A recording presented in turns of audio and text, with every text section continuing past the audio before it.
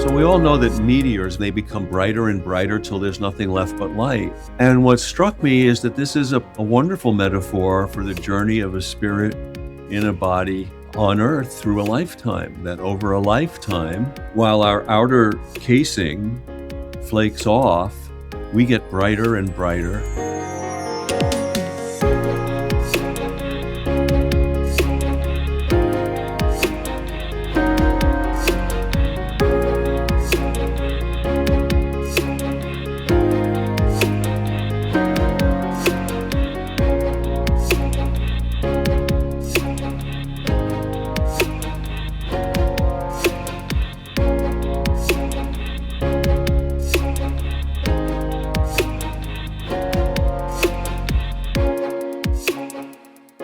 In this episode of Insights at the Edge, my guest is Mark Nepo.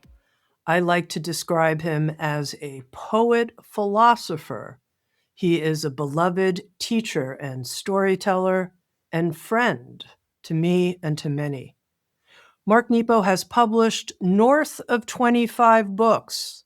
I'm not going to give you an exact number because whenever you listen to this, he'll probably have published another book and then another book, including the #1 New York Times bestseller, The Book of Awakening. Sounds True has had the honor of creating quite a lot of beautiful work with Mark, both in written form and in audio form. And I've had the honor of having him on Insights at the Edge several times in the past. We've had conversations about becoming the poem, holding nothing back, how writing is listening with your heart and taking notes. Today, our conversation will be about his latest book on aging. It's called The Fifth Season: Creativity in the Second Half of Life. Mark, welcome. Oh, it's great to be with you again. Thank you so much. To begin here, tell us a little bit about this title. You're so good at titles. You have this way of finding a phrase that just sort of beams and Oh, sparkles. That's the way I felt when I first heard the title, The Fifth Season. Where does it come from? well, thank you. So the fifth season, and actually the title came years ago before I even had any sense of this book. But I did, it's like a Geiger counter. I think I go, whoa, I know that that's for something, and I saved it. And it really comes from Chinese lore. So in Chinese lore, the fifth season is that time of year, like late August, early September, when there's just that bare, beautiful kind of golden glow, and everything seems just essential. And very quickly, Chinese sages appropriated that, explored it, and said, well, that helps to describe the fifth season of life, the transformative, integrative season of life, when after all we've been through, we start to kind of integrate and put together where have we been? What does this mean? What have we learned? What have we taken on and taken off and put down? And so it's that bare, essential, integrative passage. And it's also what I love about it is they talk about this transformative time as the heavenly pivot, when we start to inhabit, the way I take it, heaven on earth, not by going anywhere, but by being more fully here. I want to talk to you for a moment about this notion of the end of summer being an analog for the last chapter, if you will, of our lives. Because I think when I first started thinking about it, I thought, well, my association would be it's more like we go into winter and we lose all our leaves and we wither and it's dark and barren and then we die before we get to have another spring. And I was like, I really like this end of summer metaphor better. I'm wondering Well, what your thoughts are about that. Well, I think what it opens up is that, the disintegration of winter, I think is more after we're gone. And what this opens up is that this this heavenly pivot, because of course fall is when everything turns brilliant.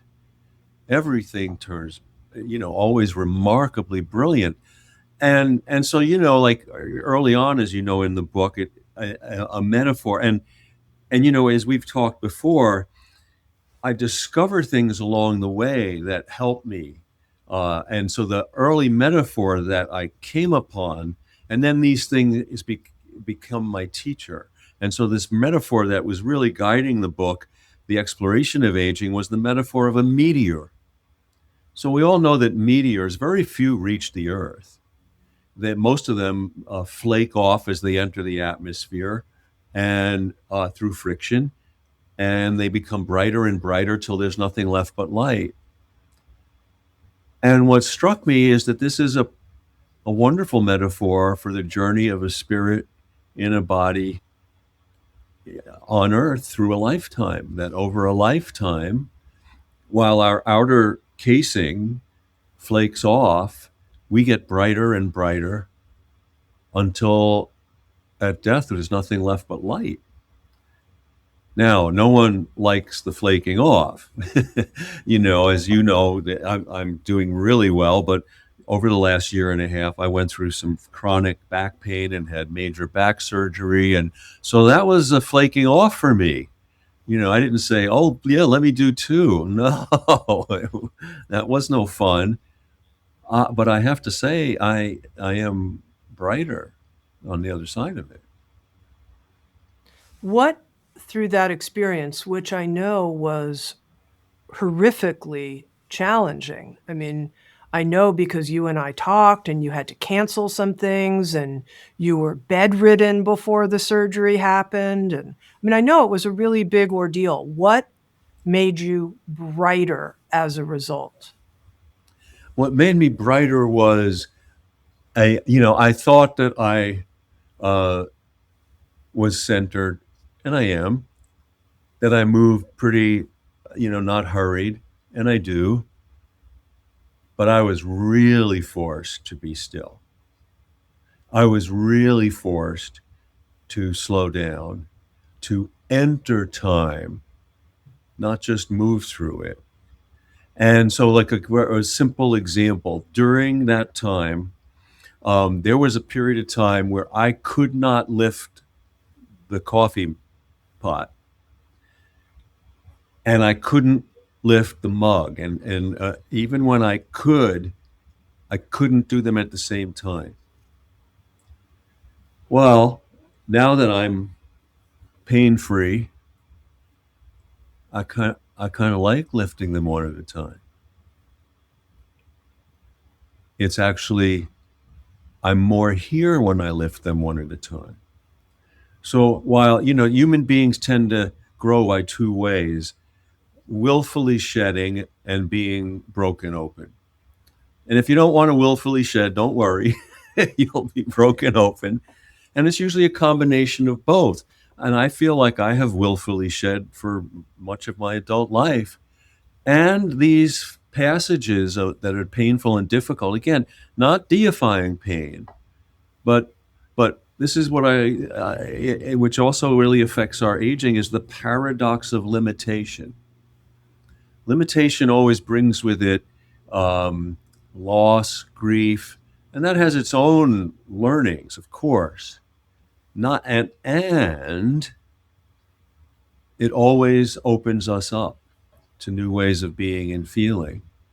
You know, uh, the more I can't grip, the more I can let go. The more that I have to stop, the more I can see. And there's a host of examples throughout history, especially in the arts, where and again, it's not to make everything that is painful is really okay. No, it hurts. It's not okay, and it opens us up in a new way. And I think part of I've been learning that the challenge of aging is asking us to learn new skills that are pronounced as we age, but they're actually useful, however, wherever you are in life's journey. Just as when we're ill, they pronounce in relief skills that we need, but they're useful wherever you are. I had when I did the audiobook for the fifth season, I had a wonderful sound producer from Macmillan, a young woman. She was 30, and halfway through, I said, "Gee, Gina, how is all this sitting with you?" And she said, "Oh, this is no, it's speaking to me, not just for my parents, how to relate to my." And she wisely said, "You're always aging, whether it's from 20 to 40 or 40 to 60 or 60 to 80 or on." And so I think that's really true. These skills that come forward um, are useful at any point in life. And I want to talk more about these specific skills that you're referring to. One you've already mentioned, and I want to make sure I really know what you mean by it. You said entering time. So you pointed to slowing down, potentially doing one thing at a time. But what do you mean by this phrase, entering time? Yeah. So, in the same way that like, and in the world of meditation, and you know this so well, that stopping the noise is not the same thing as entering silence, and slowing down is not the same thing as entering time. So, what I mean by that is we are always, and especially in our modern world, the speed of our age, we we skim through life, and then we don't feel connected to life, so then we move faster. And what we really need to do is stop. And so I know, good example, when I'm working here in my study, you know, when I am entering time, I am in the timeless. These are the moments when whatever we're doing, we could be gardening, whatever we're doing, but when all of a sudden we go, whoa, wait a minute, 2 hours went by. It felt like a minute. What happened? That's because we're in time. That's because we are, in what I would call the eternal moment that informs everything. And we trip into it often, and we find it in the smallest details. This is why William Blake said you could find eternity in a grain of sand. Now, I didn't know William Blake. I wish I did. But, what it says to me is you hold any particular and you give your full heart's attention to it, and it is a seam to the whole universe. So here you are and you're bedridden with back pain. How did you learn more about entering time in that condition? Well, and this speaks to also to chronic pain. So what I learned was, and I actually learned this before the back at other difficult periods in my life, but it was reinforced. We need to let beauty in while we're suffering, because beauty is part of the medicine. So, for example, we have, and this actually was at an earlier time when I was incapacitated, but it speaks to the same thing, that I was really going through a difficult gastro thing. And I'm so which, glad we're talking about aging and we've gotten to the difficult gastro thing in the first 15 minutes, Mark. and um, and so this happened, maybe 10 years ago. But during this time, when I was slowly healing, we have Baltimore Orioles that come just once a year, only a few days. And there they were at the window. And just as they were there at the window, I got this terrible pain in my gut. And there you have it. We always have this choice, whether it's acute or minor, is I didn't want to miss the Orioles, but I couldn't ignore the pain in my gut. So I needed to let beauty in while I was suffering, not beauty as a distraction, beauty as medicine. So I think I wrote about this years ago in the Book of Awakening, though didn't realize the full import of it back then. But you're walking on a hike. You told me, go up this to the top of this mountain. You're going to get the most amazing view. So I'm walking up, and I'm almost up to the top, and I stub my toe on this boulder. I mean, like where I think I've broken my toe. Well, all of a sudden, forget the miracle of the day, forget the summit. In that initial moment, all of life is the pain in my toe. And after a while, it starts to throb. It's not as painful, but it's pretty painful. And you know what? I'm still like 15 yards from the summit. And the miracles return, and the view is there. And now I've got to limp up to see the view, not just because it's pretty, but because the wholeness is restorative. The vastness is restorative. And so this brings us to one of the skills that I feel challenged in aging, and that is, we all know that the outer flaking off, the outer limitations, uh, they will take over. They will be in the foreground. At the same time that that's happening, we are over a lifetime deepening and expanding. And we need to allow for both, not to turn from one to the other, not to reframe, but we need to allow both so they can inform each other and right size each other, so that, yeah, I need to limp up to the top of the mountain now. And we are uh, arrogantly entitled in the modern world to think that we will never have any kind of discomfort or trip, or there's a Greek poet, George Seferis, wonderful poet. He died in the 60s, and he has this wonderful line that he says, um, you know uh, like a bird with a broken wing that flies on the wind for years, I sleep but my heart is awake. And what I love about that is, he's saying, no, a lot of birds break their wing and they fly. That's actually part of flying. We think, oh, broken wing, that's it, forget it. You can only fly if you're perfect, if you're well. And so I think that we're challenged to let in as as much as we can, while dealing with the limitations and the bumps in the road and the things that happen to us, so that we can stay in conversation with the vastness. Bing, bing, bing, bing, bing. I think it's time for a poem. Mark, on page 114, you share As I Age. Sure, I'd love to read this.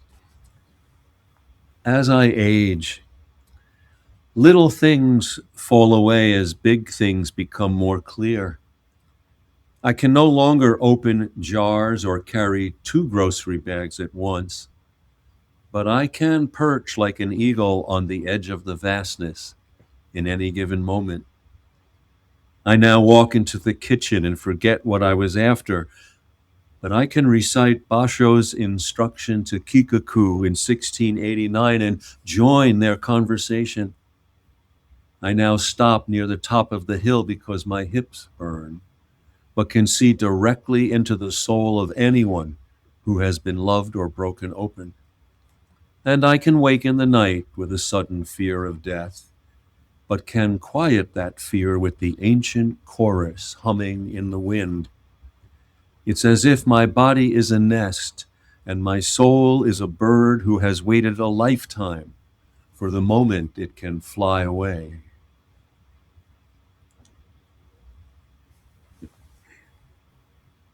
I want to make sure that I understand how you understand the heavenly pivot. And especially for that person right now who's listening, who, for whatever reason, feels more stuck in a dark or painful view of their situation. Mhm. And maybe they can feel a little light coming in, but still, it's not a pivot. It's not Yeah. exactly a pivot. What do you mean by that?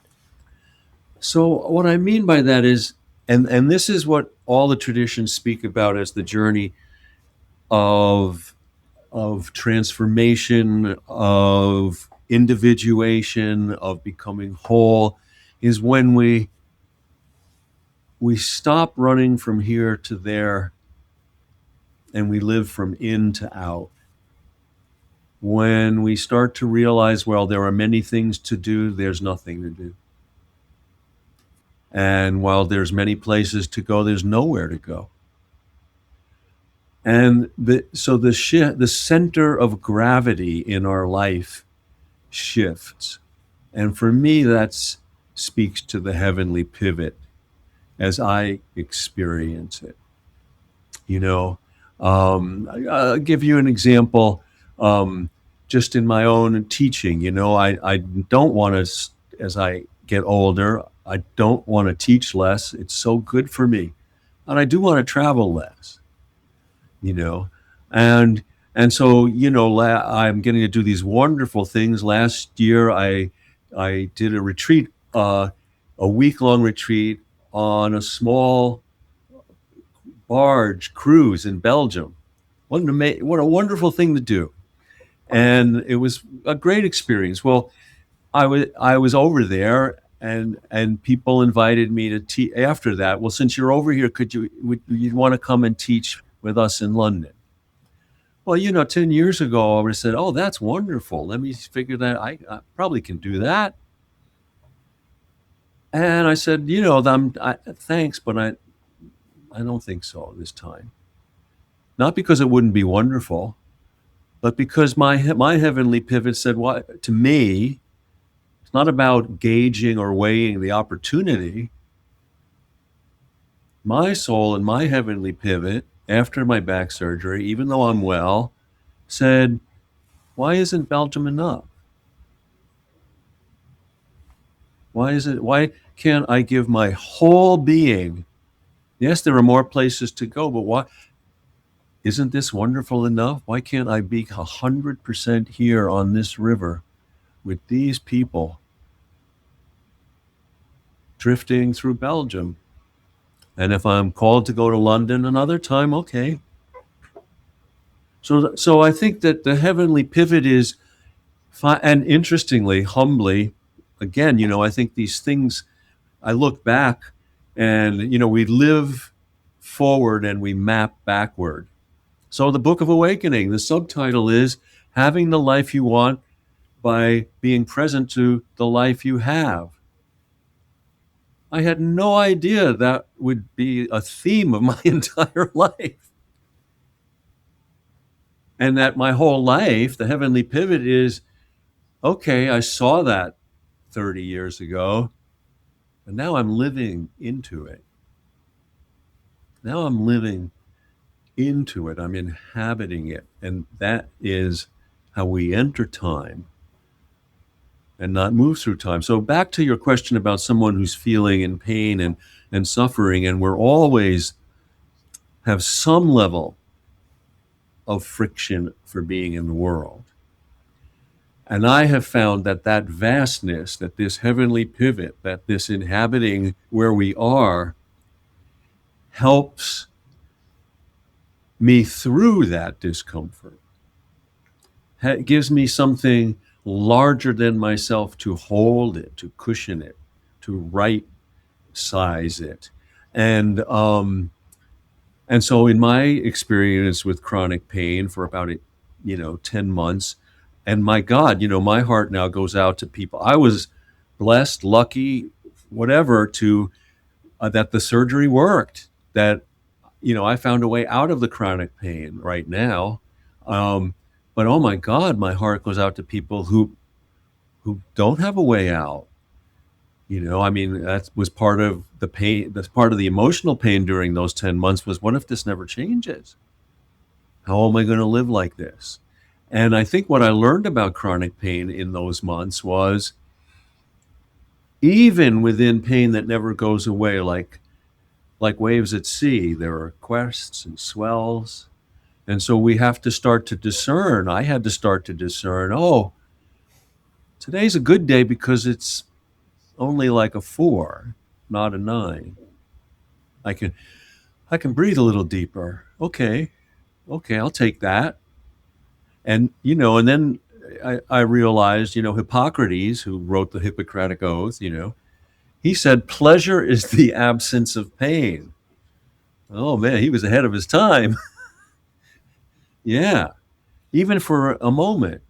So how do we start to, again, what we're required to do, even with chronic pain, is enter time so we can see the wavelengths of our chronic pain. So we can make those discernments, and we can ride the spaciousness, even if it's brief, before it gets intense again. And again, isn't this what we need to learn how to do in, quote, the normal wave lengths of life? And so I think that we're challenged again and again to realize that we're not victims but initiates. We're not victims of life.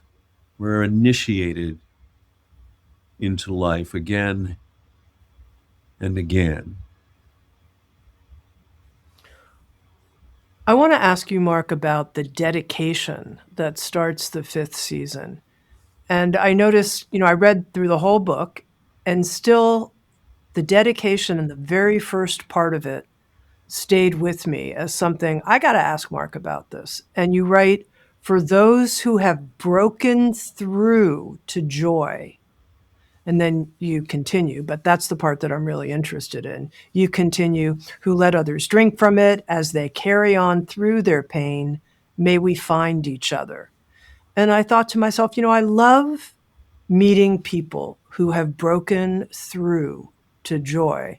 And in my own experience, it is not like a natural thing to me. Nobody would say, "Oh, Tami, she's such a joyful person."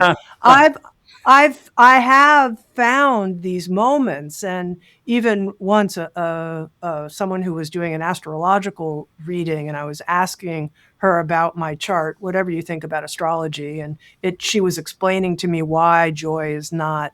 She's like, "Oh, look at Julie. Look at how she plays a role in your chart. Just call her my wife. Just call her Julie Joy. Listen to her, stay with her." And this has helped. But I'm sharing all of this at this moment to say that breaking through to joy is something I want to know more about. Yeah. And I think that, and this is just, I think it goes all the way back to my cancer journey, which was such a imprinting and shaping lens for me on life, that because I think that we are, everyone is born, and everyone will get the chance to be dropped into the depth of life. And it's not just through suffering, it can be through wonder, through joy, through, beauty, through being loved unconditionally for the first time. But something will open us. And that's when the real spiritual journey begins, when our deeper relationships begin, and how we enter that. And so by virtue of, so we're always challenged to both survive and thrive. And if we don't pursue an inner life, not have things figured out, but if we don't pursue an inner life, give credence to an inner life, that surviving will become God. And then fear will become its disciple, and self-interest will become its warrior. But if we survive without thriving, what's the point? And so we do have to survive. You know, if you and I were having this conversation while crossing the highway, we could get hit by a truck. You know, we got to pay attention out here. However, you know, if we don't pay attention in here, it's all for naught. And so the breaking through to joy is, I think that we are inevitably cracked of the shell that experience covers us with. And so there's a developmental recurring process of experience covers us, and deep true living breaks the covering.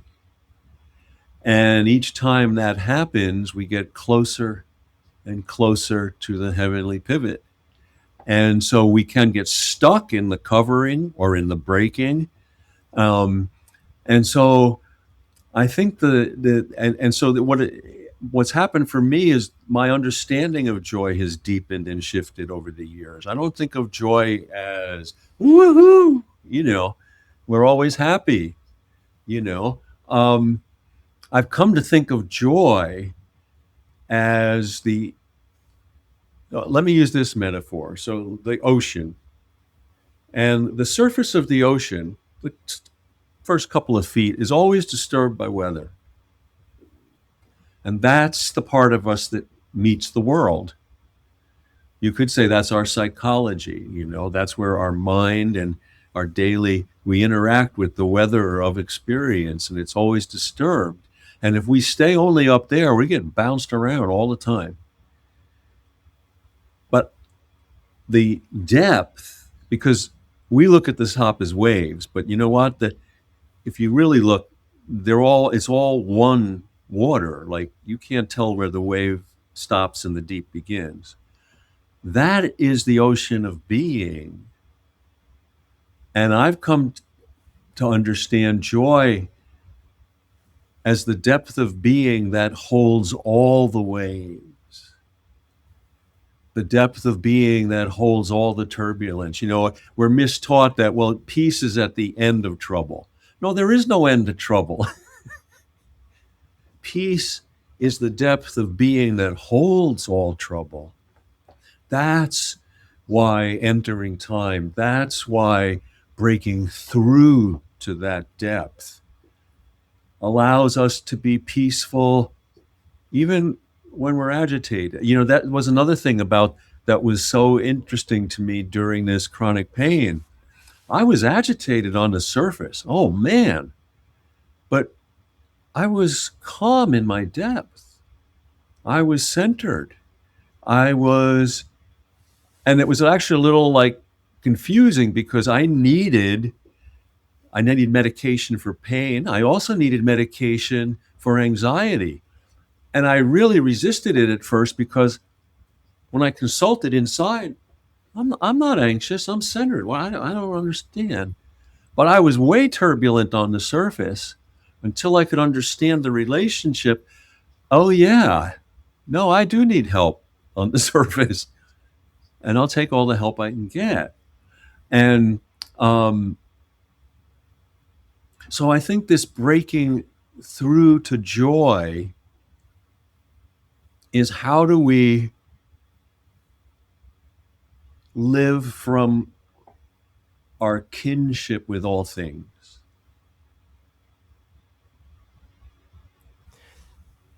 Now, Mark, I have to ask you a question because I can imagine someone listening, and that's my job to ask you the questions here in this conversation as well. But I imagine someone listening say, wait a second, I think Mark just shared to me that he went through a very anxious time in his life and that he took anti-anxiety medication. But I think of him as Mr. Book of Awakening, the guy who kind of has it together. He's the poet philosopher I turn to feel calm and make the heavenly pivot. What's going on right now? No. Well, first off, it's an illusion to think that I or anyone is void. I only know what I know because of my human experience. I know what it is to be calm because I've been anxious. I know what it is to be centered because I've been off center. I know what it is to be whole because I've been shattered, and this is uh, a misnomer which leads to, the illusion of the guru. And this is why I always say, what I have no answers. What I share are examples, not instructions. And we're here to discover, to compare notes on what it is to be alive. And we all start with, I don't know. And, um, and so, no, and this is where I believe, and this is also important in aging. Uh, I have come to believe through my own life experience that being thorough, being authentic, meeting whatever comes our way, in accepting our humanness, makes us a clear conduit for spirit and the wholeness of life, which connects us with everything, which gives us resources, which, you know, helps us. When I can be thoroughly myself, I can trip into all I don't know and be informed through that thoroughness. And there's no bypassing it. Wisdom is not a shortcut, it's a resource. And uh, and no amount of wisdom, we can have this conversation and together we can go into great places, and I'll get off and I'll go out and try to shovel and the snow, which is frigid cold now, and I'll trip and I'll fall in the snow and I'll forget everything we talked about and get anxious and have to learn it all over again. And isn't that wonderful? What else would we do? What else would we What do? what I'm thinking you mean by this word thorough is to include everything. Is Every that what you mean? Everything in our experience. everything. Rilke, the great poet Rilke, had this wonderful line, and I've known his work my whole life, but I only discovered this a few years ago. He said, "Let everything happen, beauty and terror. No one feeling is final. Keep going. Keep going." And, feelings are the radar for spirit. We are so afraid of their intensity that we shy away from them. But if we're open hearted, they flow more softly. And we can get stuck in an individual feeling, but feelings point us to the greater laws of spirit in a way that's embodied. And so we need to be open to all the feelings and not deny them and not hide our humanity. And, and that's the thing. I can understand something and share it, and I still have to work to live it. So it's not a contradiction at all that I experience anxiety or fear. Of course, I will always experience these things. I'm human. In preparing for this conversation, Mark, I thought of my mom's aging process. She lived to 93. And just to be very brief here, I thought of one scene I remember with her when she was sharing with me how she lost 7 friends in one Mm, year and through death, and how there was a tremendous heaviness in her, and dare I say, a grief that was always there in her until she died. yeah, It didn't move through. It stuck in her. And I wonder if you can talk about that, because in the 5th season, you write about loss. In a chapter on loss, you start it with a quote from Schopenhauer: "Mostly it is loss that teaches us about the worth of things." yeah, And I thought somehow, in thinking about this image of my mom, she was not feeling the worth, but was in the grief to a point where it buried her. She was yeah, buried by the grief of this development. And it's so, grief is so hard and such a harsh teacher. And there's no, again, nobody knows how to do this, so there's no judgment on what it does to anyone or how we deal with it, and we just try to learn from each other. And I think grief changes everything. I don't think we get over grief. We get under it.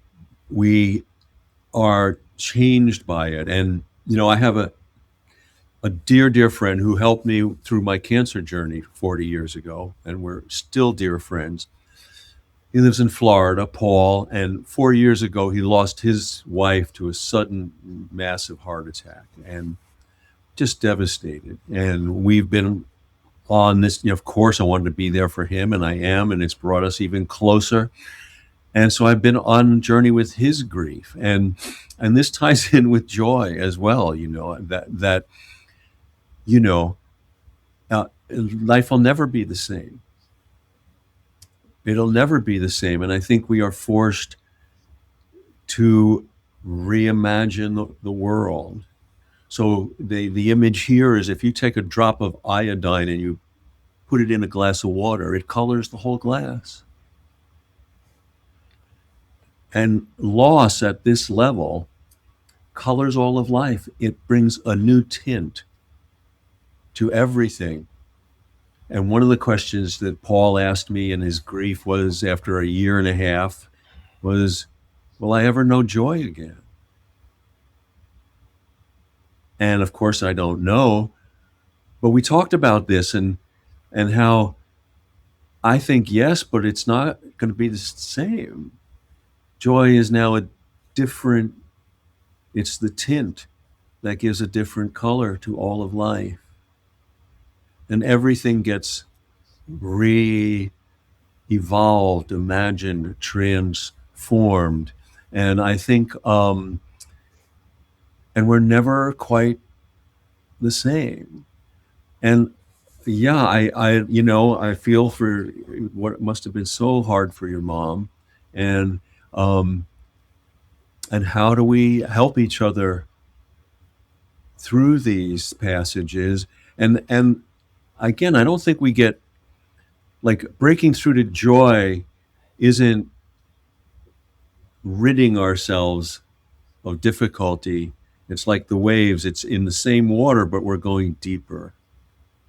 We're going deeper. And this is a powerful image about grief and peace that comes from Oscar Wilde. And Oscar Wilde wrote this prose poem like 100 years before we even had the term prose poem, called The Artist, in 1894. And I can't recite it exactly, but it's imprinted on my heart. And it goes like this. It's about an artist, a sculptor who sculpts out of bronze. And he wants to fashion a, a bronze piece that will represent the peace that abides in every moment. There's only one problem: there's no more bronze in the world. So he thinks about it, and he remembers, he actually made a bronze statue when his dearest best friend died, and it's on his gravestone. And that statue is the sorrow that endures forever. And as soon as he thinks about his friend, he's where your mother, he's where my friend Paul. He's like, oh, he's just gutted, and he goes to the gravesite and he weeps and he recounts the entire life of their friendship. And then he takes the sorrow that endures forever back to his foundry, and he melts the sorrow that endures forever, and out of it fashions the peace that abides in every moment.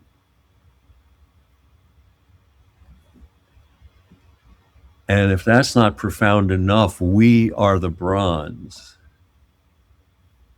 There can be no peace that abides in every moment unless it's fashioned out of the sorrow that endures forever.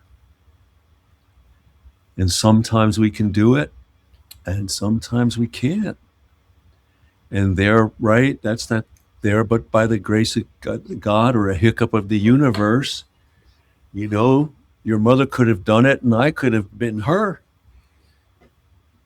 You know what I think's interesting here, Mark, and I'm curious to hear what your reflection is on it, is as we're talking about the fifth season, the end of summer, the heavenly pivot, this potential to touch the glorious light of the meteor enduring and getting brighter and brighter through timeless time. I keep wanting to talk about all these heavy topics: chronic pain, loss, etc. And I notice that as we do, I feel myself getting brighter and happier by talking about all of these really difficult things. There's somehow they're being included.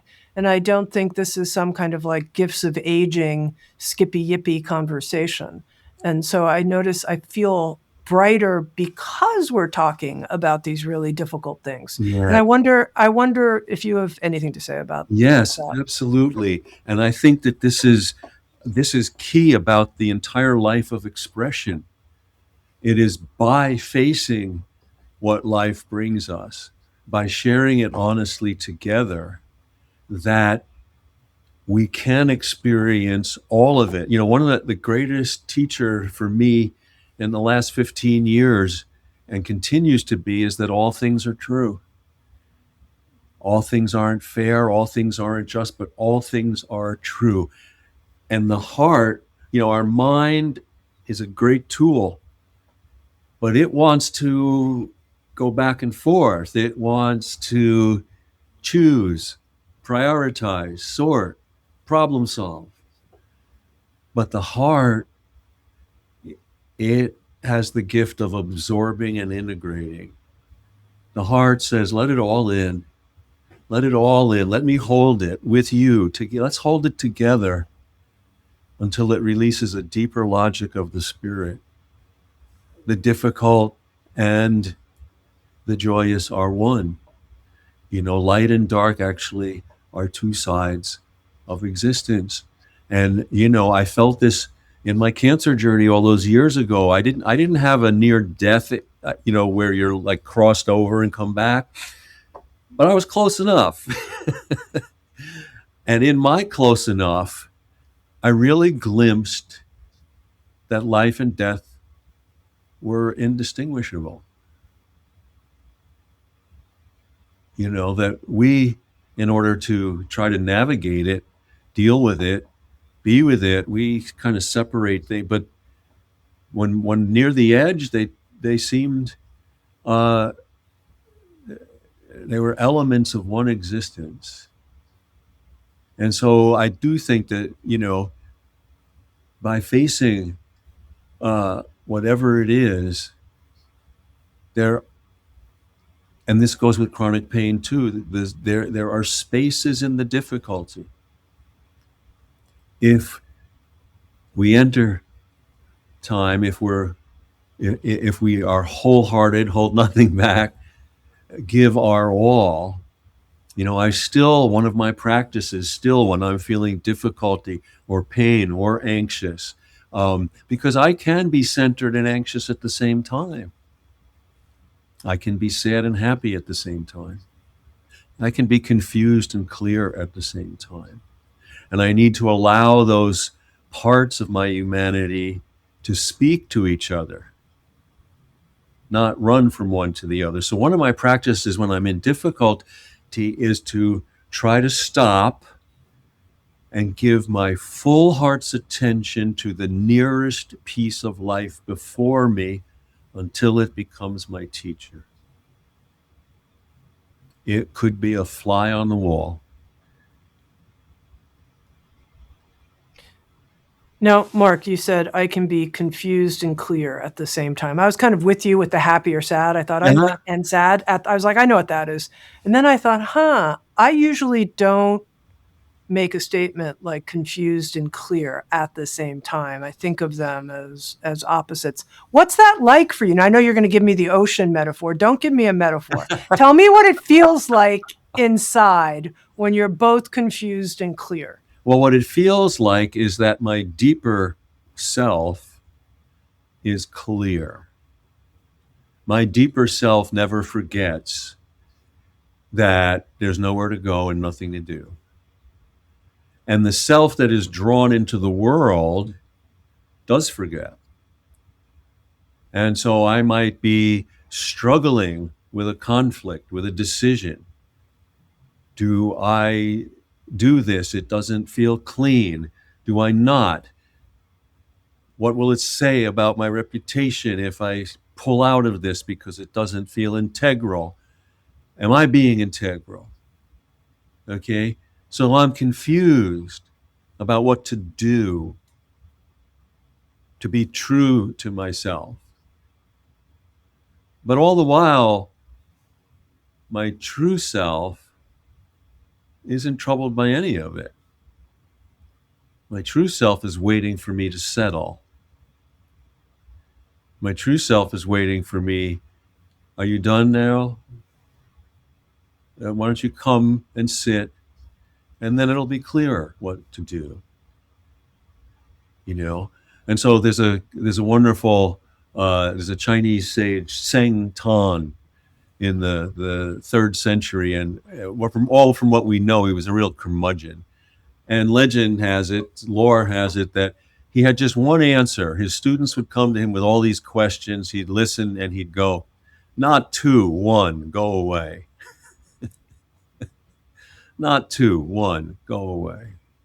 Okay, well, don't tell me to go away, but I do want to ask you more about. We'll go away soon, but not yet. Life and death as being indistinguishable, because you said, I never had a near death experience per se, where I, went through the tunnel and Yeah, met my ancestors or anything, but you were enough on the brink of dying that you could see this indistinguishableness between life and death. yeah. Don't tell me to go away. And I thought, I don't know if I get that, really. I don't think I get Well, that. let me try to I try to speak to it a little bit more. There, this indivisible oneness of life, of being, of spirit, of inner and outer, of the visible and the non-visible. It's all really one. And, you know, death is really death to the part, not the whole. And of course, when it's me, I'm the part that's dying. That's a big deal. But it's not the death of everything. So just like, we think of darkness as dark when actually um, darkness is just where we can't yet see. So we call it dark. And death is where we won't be able to go. But it's all one life. It's all one world. It's all one eternal moment. And we are the parts that come and go. So I think that what I never like to use the word enlightenment because it implies some kind of arrived state. But when we are fully present, when we have these moments of oneness, when we have the moments of relationship, that are transformative, we trip into that oneness. So, an example which centers around where I learned deeply. My father was dying and was in the hospital. He had a stroke.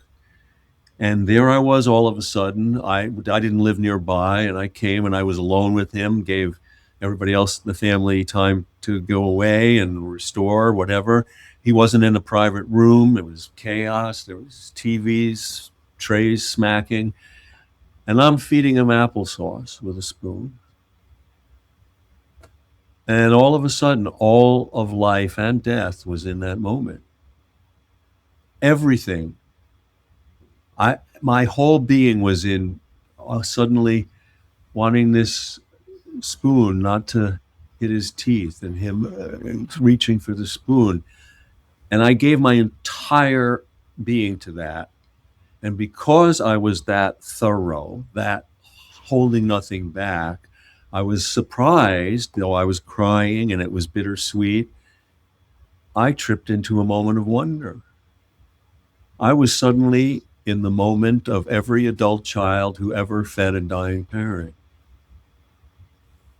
And I wasn't alone. And and that's the kind of eternal moment that we trip into. And again, that's where it was all indistinguishable. When you talked about pouring your whole self into the moment, it reminded me of this thing I wanted to ask you about. There's a line in the 5th season where you write, "To be swift of heart is all I've ever wanted." And I thought, what does that mean, to be swift of heart? Well, for me, what it means is it doesn't mean to move fast. It means to be without hesitation, to be fully committed from in to out, from the heart to the hands. That's what it means. It means to be of one living motion. And with that, I want to say to you, Mark, I love you. Oh, And I think this is my favorite of all of the Insight at the Edge conversations we've had. I've been talking to Mark Nepo about his latest book. It's called The 5th Season, Creativity in the Second Half of Life. And I wonder if we can end, you guessed it, with a poem. And it's a poem that, from the 5th season, on page 155, you ask about aging. oh, thank you. And I love you too. You ask about aging. Everything in nature erodes gracefully. The tree leans and cracks. The mountain rounds for decades in the wind. The banks of the river bend to where the river wants to go. But we, so afraid of not being here, we fear the slightest change. My elbow is sore. Your heart is slowing down. And just yesterday, an old friend flew away like a bird with a broken wing. Still, for all I have learned, for all I am learning, I don't want to go. Though, like the tree on the ridge that has grown sideways toward the daily twist of light, I see no greater destiny or simplicity than to be stripped of all pretense and want until all that's left is a branch of being waiting for its wind. Mark Nepo, thank you very, very much. Many blessings. Oh, Thanks, everyone, for being with us. Thank you.